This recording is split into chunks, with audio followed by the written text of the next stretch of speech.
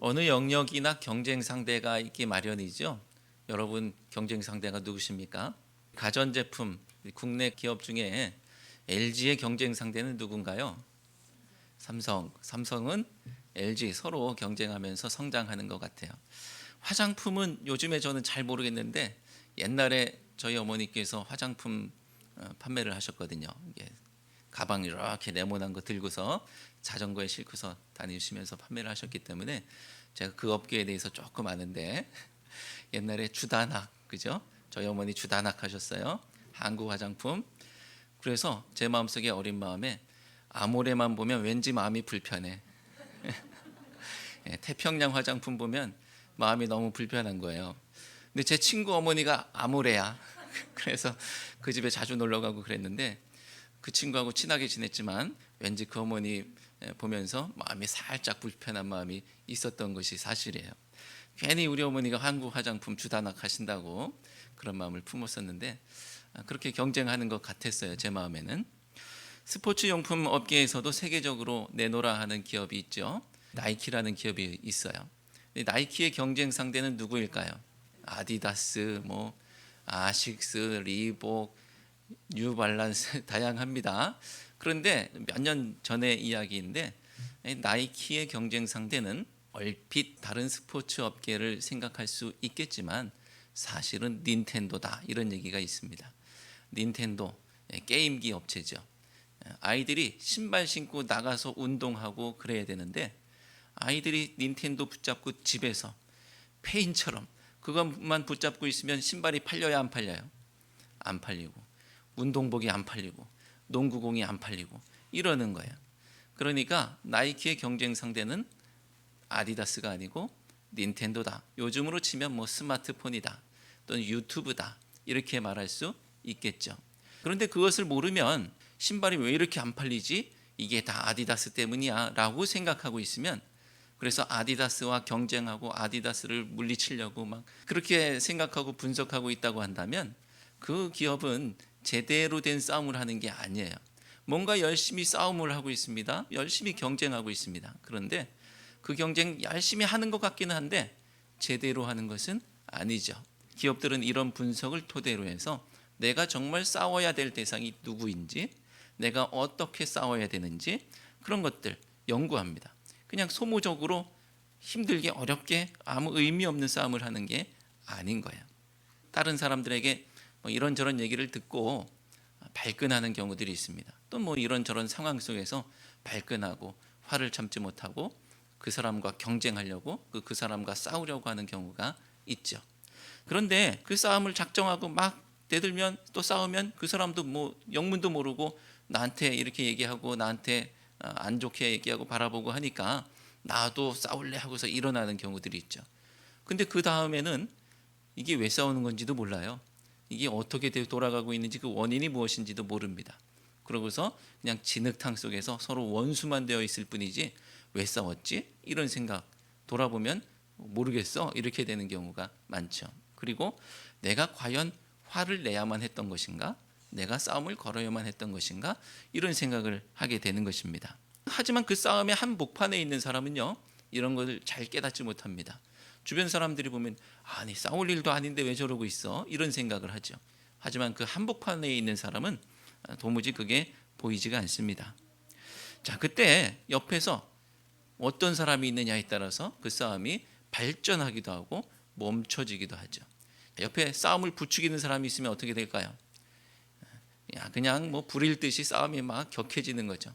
하지만 옆에서 중재하고 이해시켜주고 그런 게 아닐 거야 라고 말해주고, 이렇게 하면 싸움이 점점 사그라들고 평안해지는 것입니다. 그렇게 보다 객관적이고 또 이성적으로 상황을 판단하고 대처할 수 있는 힘이 어떤 도움의 손길을 통해서도 이제 일어날 수 있는 것이고요, 내 마음의 내공을 통해서도 일어날 수가 있는 것이죠. 지금 바울이 바로 중재자의 역할 같은 것을 하고 있습니다. 옆에서 한 편을 들고서 싸움을 부추기는 것이 아니라 이방인 그리스도인들, 유대인 그리스도인들이 서로 다른 견해를 가지고 한판 붙고 있는 상황 속에서 야 너희들이 오라 쟤들이 잘못됐어 이렇게 얘기하면 이 싸움은 뭐 그냥 걷잡을 수 없게 되겠지만 그 사이에서 아주 어려운 줄타기를 하면서 둘이 싸우는 것이 아니라 서로 화해하고 한 마음으로 한 목표를 향해서 달려갈 수 있도록 그렇게 중재하고 있는 바울의 역할이 말씀 속에 나타나고 있는 것이죠. 여러분의 싸움의 전선은 그 방향이 잘못됐습니다 라고 말하는 것이죠. 전선의 방향이 어떻게 잘못된 것일까요? 우리 말씀을 통해서 확인해 보도록 하겠습니다. 바울은 지금 계속 율법에 대해서 말하고 있습니다. 로마서에는 율법에 대한 이야기가 많이 나오죠. 지난 시간에 이어서 얘기되는 것은 율법은 나쁜 게 아닙니다 라는 것이고요. 율법은 선하고 거룩하다라고 말하고 있습니다. 바울이 율법은 좋은 것이라고 말하는 이유가 과연 무엇일까요? 우리 생각에는 바울이 율법은 나쁜 거야 오직 믿음 이렇게 말해야 될 것 같은데 율법은 좋은 거야 라고 말하는 이유가 무엇일까요? 지금까지 율법이 나쁜 것이라고 생각했기 때문에, 그리고 지금까지 율법은 나쁜 것이야 라고 생각하는 사람들이 있었기 때문에 율법은 좋은 거야 라고 말해주고 있어요. 생각을 바꿔줄 필요가 있는 거거든요. 지금까지 한쪽으로만 생각하면 그 사람의 판단, 그 사람의 행동 다 그 방향 때문에, 그 판단 때문에 잘못될 수밖에 없는 거예요. 그러니까 생각을 바꿔줄 필요가 있습니다. 생각을 바꿔야 비로소 보이는 것이 있기 때문이죠. 우리는 은혜의 반대편에 무엇이 있다고 생각하느냐 하면, 무엇이 있다고 생각해요? 은혜의 반대편에 율법이 있는 거라고 생각합니다. 완전히 틀린 것은 아니죠. 은혜의 반대편에 율법이 있지 뭐. 이것은 어떤 생각이냐면요, 나이키의 반대편에 아디다스가 있다 이렇게 생각하는 거예요. 완전히 틀린 것은 아니죠. 하지만 맞는 분석도 아닌 거예요. 은혜의 반대편에 율법이 있다고 하는 순간 얻는 것보다 잃는 것이 더 많고 제대로 된 대처를 할 수 없게 됩니다. 율법을 나쁜 것으로 매도하는 것은 얻을 수 없는 것이 있다라는 거예요. 율법이 나쁘다라고 판단해 버리고 내가 은혜로 믿음으로 신앙생활하면 되죠. 그런데 그 순간 우리가 잃는 것도 있다는 거예요. 자, 그래서 지금 바울은 은혜의 반대편에 있는 것이 지금까지 여러분이 생각했던 것처럼 율법이 아니라 죄라고 말하고 있는 것입니다. 은혜의 반대편에는 죄가 있습니다. 나땡키 반대편에는 아디다스 그게 아니고요, 닌텐도가 있습니다라고 말하는 것 같은 거예요. 13절을 통해서 우리는 율법으로 말미암아 내가 죽게 된 것은 율법이 나쁘기 때문이 아니라 선한 율법을 통해 죄가 죄로 드러나게 하기 위함이라는 것을 알 수가 있습니다. 내가 율법으로 말미암아 내가 죽게 된 것이요, 선한 율법을 통해서 죄가 죄로 드러나게 하기 위해서라는 거예요. 율법이 나를 죽였어요? 정죄했어요?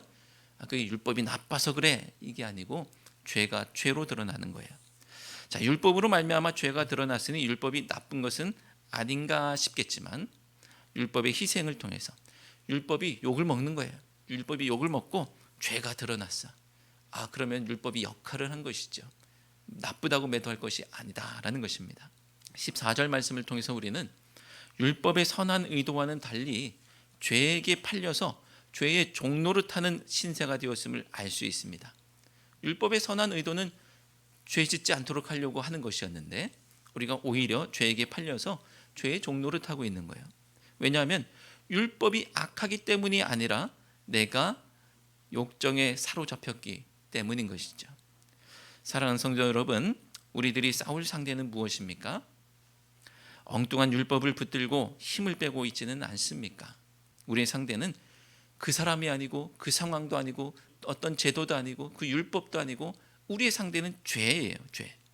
같은 교훈을 붙들고 싸우고 있지는 않은지, 또는 믿음의 동역자를 붙들고 싸우고 있지는 않은지 돌아봐야 될 줄로 믿습니다.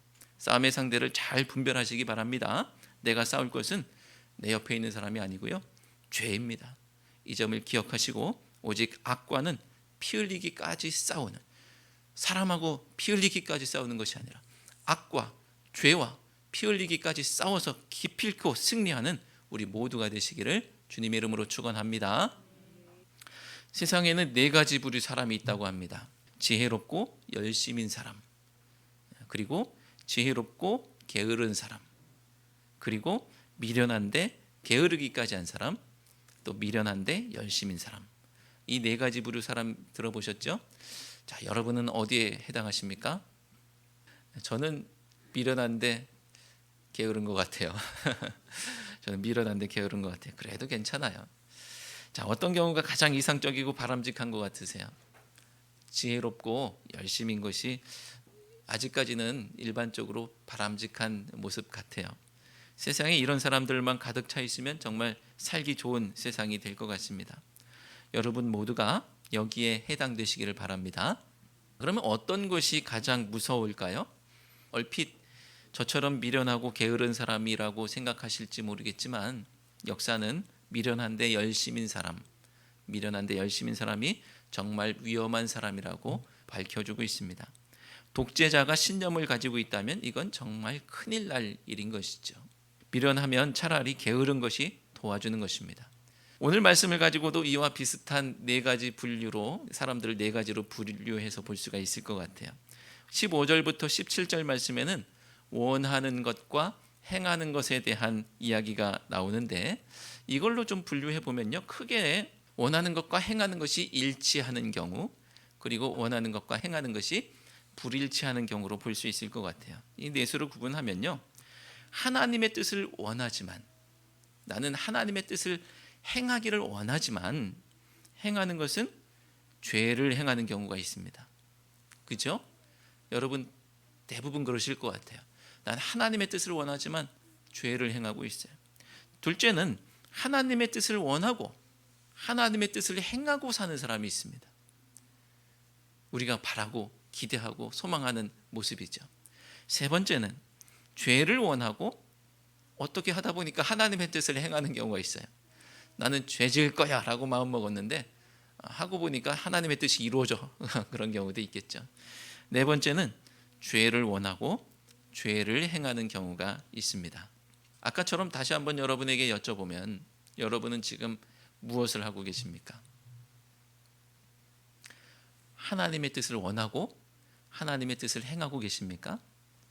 아니면 하나님의 뜻을 원하는 것 같기는 하지만 근데 내가 나의 삶에 내 육신의 연약함으로 인해서 죄를 행하고 계시진 않습니까? 여러분이 어디에 행하시든 그래도 우리는 하나님의 뜻을 원하고 하나님의 뜻을 행하는 것을 향해서 달려가야 될 줄로 믿습니다. 그러나 현실은 그렇지가 않다는 것이 문제이죠. 우리의 현실은 무엇입니까? 죄를 원하고 죄를 행하더라는 것입니다.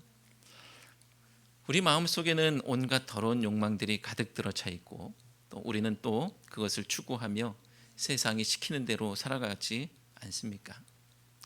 그래도 우리가 세상 사람들보다 조금 나은 것은 우리가 원하는 것이 때로는 가끔은 하나님의 뜻일 때가 있다는 것이죠. 늘 그러면 좋겠지만 이게 현실인 것 같아요. 때로는 가끔은 하나님의 뜻을 원하며 살아가는 그런 모습. 세상 사람들과 똑같이 죄를 행하더라도 원하는 바는 하나님의 뜻일 때가 있어요. 이걸 다행이라고 해야 할지 모르겠지만 그래도 결과는 똑같습니다. 내가 원하지 않는 죄를 행하고 있다라는 것이죠. 15절 말씀의 내용이 바로 그것입니다. 함께 15절을 읽겠습니다. 내가 행하는 것을 내가 알지 못하노니 곧 내가 원하는 것은 행하지 아니하고 도리어 미워하는 것을 행함이라. 아멘. 원하는 것은 행하지 않고 도리어 미워하는 것을 행하고 있다고 합니다. 원하는 바와 행하는 바가 불일치하고 있습니다. 하나님의 뜻을 원하지만 죄를 행하고 있습니다.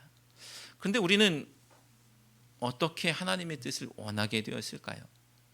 아니 행하는 것은 다 죄뿐인데 아니 어떻게 하나님의 뜻을 원하는 사람이 될 수 있게 되었느냐는 것입니다.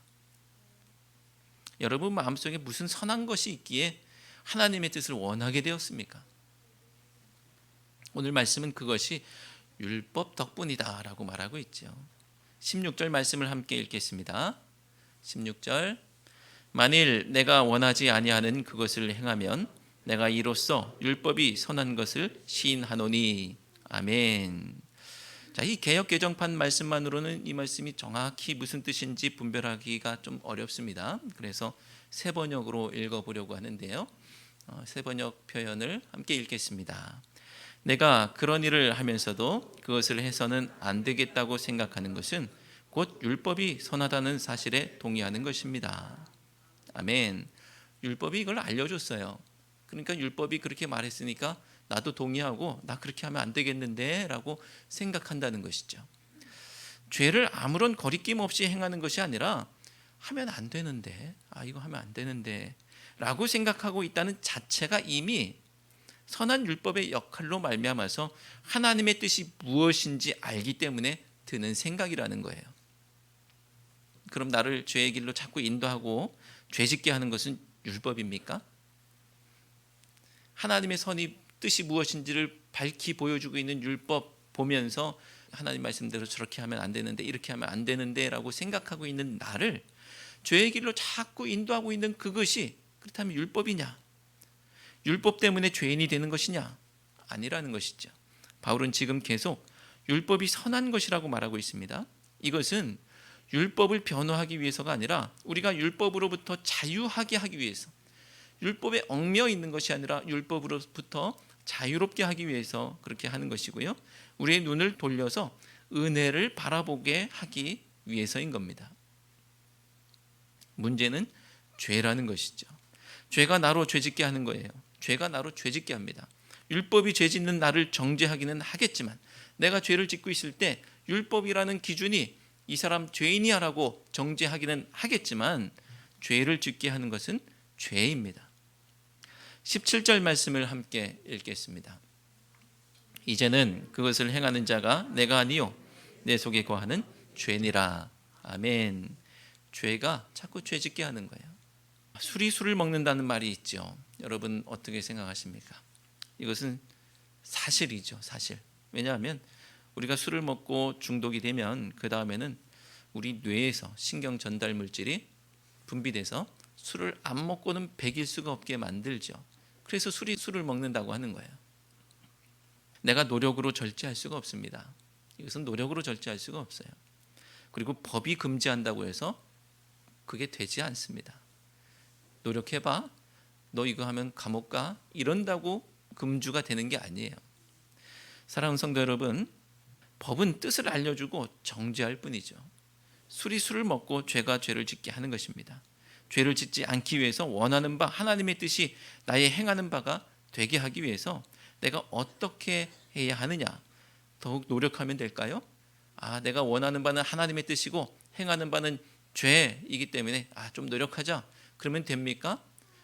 법으로 금지하면 됩니까? 아니죠. 은혜가 아니고서는 그 죄의 굴레에서 빠져나올 수가 없는 거예요. 하나님의 놀라운 은혜가 나를 죄의 구렁텅이에서 구원하시기를 바랍니다. 그리고 성령께서 감화하셔서 하나님의 뜻을 원하며 또 하나님의 뜻을 행하는 우리 모두가 되시기를 주님의 이름으로 축원합니다. 우리는 주기도문을 통해서 주님의 뜻이 땅에서 이루어지기를 원합니다라는 기도를 하죠. 하나님의 뜻이 이 땅에 이루어지기를 원합니다. 이런 기도를 합니다. 하지만 말씀을 통해서 확인할 수 있는 것은 우리를 통해서는 도무지 내가 원하는 그 하나님의 뜻은 이루어지지 않고 죄가 이루어지는 것을 보게 됩니다. 성경은 그 이유가 내 안에 선한 것도 없고 내가 선한 하나님의 뜻을 이룰 힘도 없기 때문이라고 하고 있어요. 내 안에 선한 것이 없고요. 행여 그게 있다 하더라도 그것을 이룰 힘이 없습니다. 18절 말씀을 함께 읽겠습니다. 내 속 곧 내 육신에 선한 것이 거하지 아니하는 줄을 아노니 원함은 내게 있으나 선을 행하는 것은 없노라. 아멘. 원함은 내게 있으나 선을 행하는 것은 없다. 이 말씀을 저 밑에 있는 공동번역 개정 성경에서는요 이렇게 번역하죠. 함께 읽을까요? 마음으로는 선을 행하려고 하면서도 나에게는 그것을 실천할 힘이 없습니다. 아멘.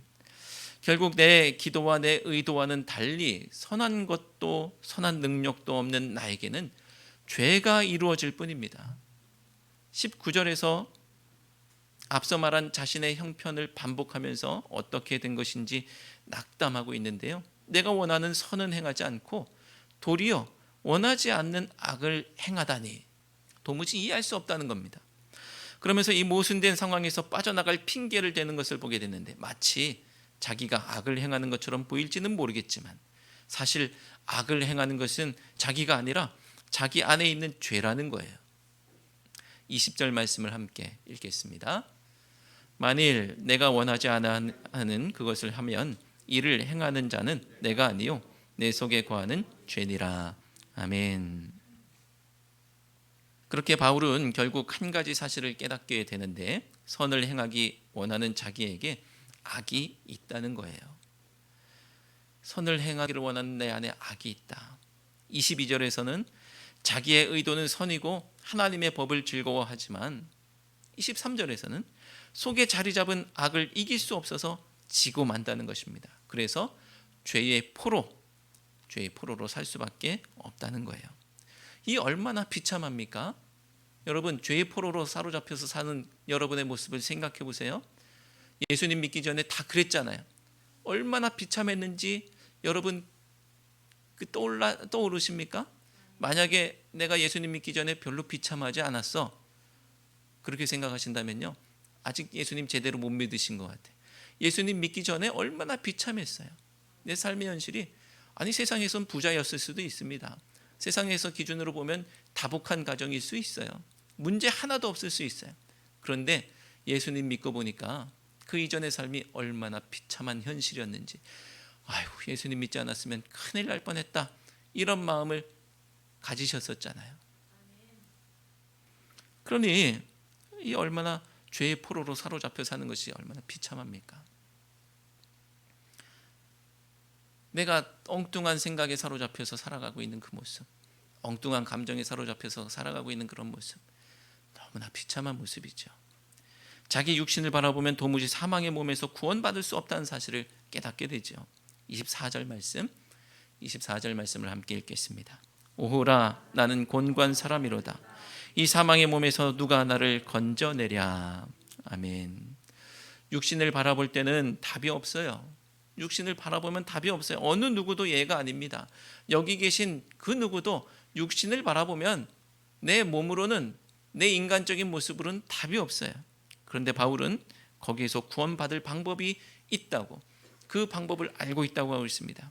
바로 그것을 몰라서 스스로를 가리켜서 공고한 사람이다 이렇게 말하는 게 아니에요. 나 큰일 났네, 나 큰일 났어, 나 육신을 보니까 방법이 없네, 답을 몰라서 그렇게 말하는 게 아니에요. 알고 있음에도 불구하고 바울은 그 곤고한 현실에서 자신을 구원할 예수 그리스도의 은혜를 전하기 위해서 밑바닥으로, 악으로, 죄로, 도무지 소망 없는 자신의 존재 속으로 깊이 들어가고 있는 거예요. 왜 그렇습니까? 사람에게는 법으로는 도무지 소망이 없기 때문에, 그렇지만 은혜에는, 복음에는 소망이 있기 때문에 그것을 알려주기 위해서 그렇게 하고 있는 거예요. 25절 말씀을 함께 읽겠습니다. 우리 주 예수 그리스도로 말미암아 하나님께 감사하리로다. 그런즉 내 자신이 마음으로는 하나님의 법을, 육신으로는 죄의 법을 섬기노라. 아멘. 육신으로는 죄의 종으로 살 수밖에 없는 이 연약하고 소망 없는 존재가 예수 그리스도로 말미암아서 새 소망을 바라보게 되었으니 얼마나 감사하냐, 이런 말씀이죠. 사랑하는 성도 여러분, 우리에게 무슨 선한 것이 있겠습니까? 내 의지가 아무리 강해도 결국 나약하여서 넘어지는 것이 우리이고, 이 안에 또아리 틀고 자리 잡은 악에 무너져 내리는 것이 우리 모습 아닙니까? 하지만 그때 우리에게는 도무지 소망이 없다는 것을 깨닫는 것이 또한 은혜요, 감사할 이유인 줄로 믿습니다. 그래야 눈을 들어서 하늘을 바라보는 거예요. 나에게 소망이 없는데 나만 계속 바라보고 있으면 뭐 하겠어요? 여기 소망이 없구나, 이 사실을 깨닫고 눈을 들어서 하늘을 보고, 눈을 들어서 십자가를 보고, 눈을 들어서 은혜의 보혈을 볼 수 있기 때문에 그게 감사한 일이죠.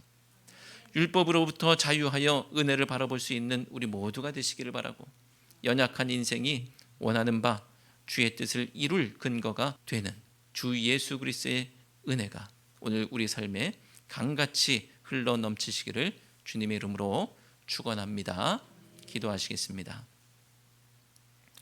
하나님, 곤고한 저희의 삶의 현실을 주님 앞에 고백합니다.